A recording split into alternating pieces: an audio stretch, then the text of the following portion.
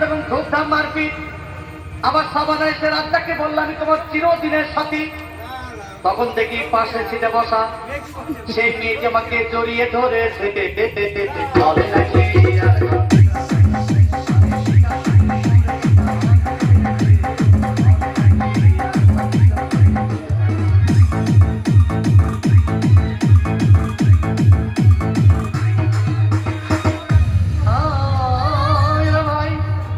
Cinema শেষ হয়ে গেল, বাইরে আসলাম, রিক্সা নিলাম।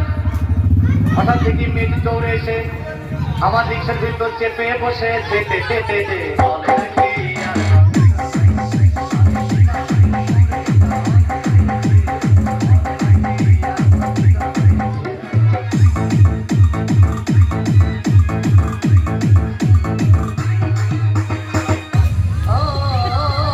ভাই, মেয়েটি বললো আমাকে ডার্লিং খুব ক্ষুধা পেয়েছে, গেলাম মস্তমা হোটেলে, খুব পোলাও খাইলাম।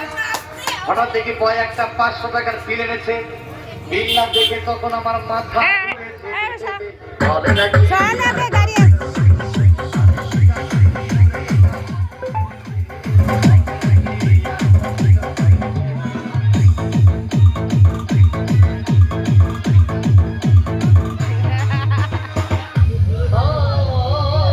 ভাই, খাওয়া দাওয়া শেষ হয়ে গেল।